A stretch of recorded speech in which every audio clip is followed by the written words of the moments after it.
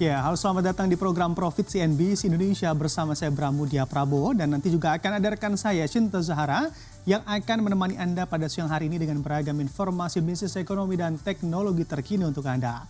Mari kita mulai Profit dan berikut topik-topik utama pilihan redaksi kami di hari ini.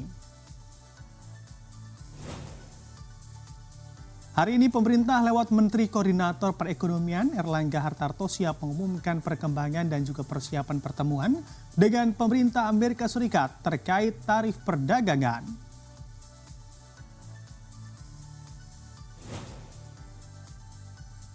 Dalam lawatan kenegaraan ke Timur Tengah, Presiden Prabowo Subianto mengumumkan komitmen Qatar menanamkan investasi senilai 2 miliar dolar Amerika Serikat atau sekitar 33,6 triliun rupiah melalui Badan Pengelola Investasi Daya Anagata Nusantara atau Danantara Indonesia.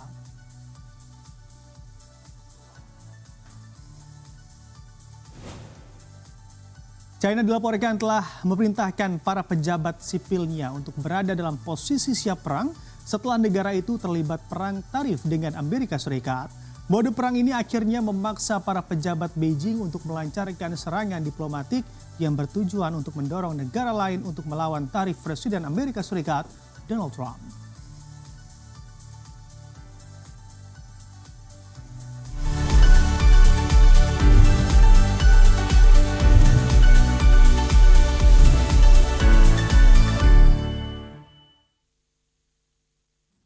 Dan mari kita update perkembangan pasar saham hingga pukul 10.02 waktu Indonesia Barat. Kita update bersama pergerakan indeks harga saham gabungan.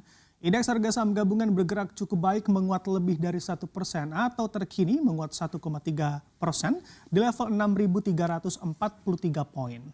Perjalanan indeks harga saham gabungan dan rupiah sepekan ini hanya akan berjalan selama 4 hari, namun banyak sorotan pasar yang patut untuk dicermati. Mulai dari rilis data penting ekonomi seperti hari ini Bank Indonesia akan melaporkan posisi cadangan devisa Indonesia periode Maret 2025. Sebelumnya, posisi cadangan devisa Indonesia pada akhir Februari 2025 tetap tinggi sebesar 154,5 miliar dolar Amerika Serikat meski menurun dibandingkan posisi pada akhir Januari 2025 sebesar 156,1 miliar dolar Amerika Serikat. Cadangan devisa ini Maret menjadi penting karena pada bulan tersebut rupiah ambruk parah. Di sisi lain, pemerintah juga mulai mewajibkan eksportir untuk menempatkan 100% dana hasil ekspor atau DHE sumber daya alam di sistem keuangan Indonesia selama setahun yang sebelumnya hanya 30% selama 3 bulan. Hari ini juga akan terdapat data penjualan sepeda motor dan mobil periode Maret 2025. Sebelumnya, data Asosiasi Industri Sepeda Motor Indonesia atau AISI mencatat penjualan sepeda motor di Indonesia pada Februari 2025 mencapai 581.277 unit atau naik 3,74% dibandingkan Januari 2025 yang mencapai 560.301 unit. Sementara pagi ini, pemerintah juga akan menggelar konferensi pers perkembangan dan persiapan pertemuan dengan pemerintah Amerika Serikat terkait tarif perdagangan dipimpin oleh Menteri Koordinator Perekonomian Erlangga Hartarto. Tentu menarik untuk ditunggu jawaban pemerintah mengenai antisipasi dari skenario terburuk dalam perang dagang serta pembicaraan tarif Trump di negara kawasan lainnya. Adapun Selasa besok, Bank Indonesia akan merilis data kepercayaan konsumen Indonesia periode Maret 2025 yang mencerminkan pola belanja sekaligus minat konsumsi masyarakat Indonesia selama Ramadan tahun ini. Serta pada Rabu, Bank Indonesia akan merilis data penjualan retail Indonesia periode Februari 2025. Berlanjut ke sentimen dari mancanegara. Hari ini, mitra dagang terbesar Indonesia, China, akan merilis data neraca perdagangan serta ekspor dan impor periode Maret 2025. Data ekspor impor China di bulan Februari 2025 menjadi gambaran awal bagaimana dampak perang dagang tarif Trump mempengaruhi perdagangan China. Kemudian pada Rabu, China akan merilis data produk domestik bruto atau PDB periode kuartal pertama 2025, di mana perekonomian China kemungkinan melambat pada kuartal pertama, sementara pertumbuhan 2025 diperkirakan akan tertinggal dari laju tahun lalu. Lalu hari ini atau hari Kamis pekan ini, Ketua Dewan Gubernur The Fed Amerika Serikat Powell akan menyampaikan pidatonya sebagai pemimpin The Fed yang mengendalikan suku bunga jangka pendek. Dirinya adalah orang yang memegang pengaruh terbesar pada nilai dolar Amerika Serikat. Para pelaku pasar pun bersiap menantikan pidato Powell sebagai isyarat mengenai kebijakan moneter selanjutnya. Di hari yang sama juga terdapat data klaim pengangguran Amerika Serikat awal dan berkelanjutan. Tentu kita akan saksikan bersama bagaimana pergerakan indeks harga saham gabungan secara sektoral saat ini.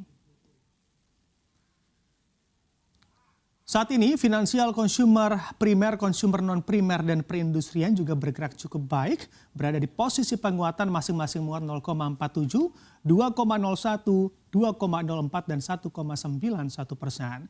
Kita geser untuk melihat sektor selanjutnya.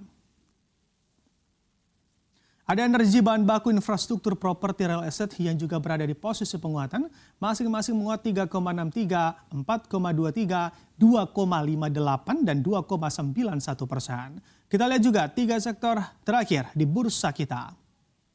Ada sektor teknologi, transportasi, logistik, dan kesehatan yang juga bergerak cukup baik juga begitu ya pada pagi hari ini, yang mana sama-sama menguat 1,47, 2,04, dan 1,65%. Seluruh sektor pada pagi hari ini bergerak cukup baik atau seluruhnya berada di posisi penguatan.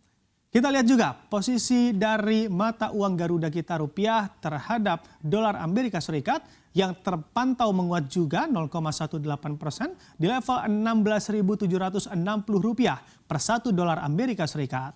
Lalu bagaimana posisi mata uang rupiah kita di hadapan sejumlah mata uang lain?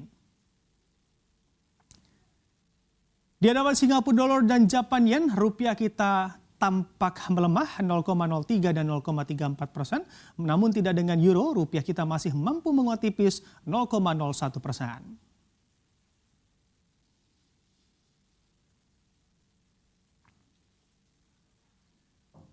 Dan selanjutnya kita akan simak informasi terpopuler di situs nbcindonesia.com yang menjadi sorotan pasar keuangan dalam Hot News bersama rekan kami Cinta Zahra.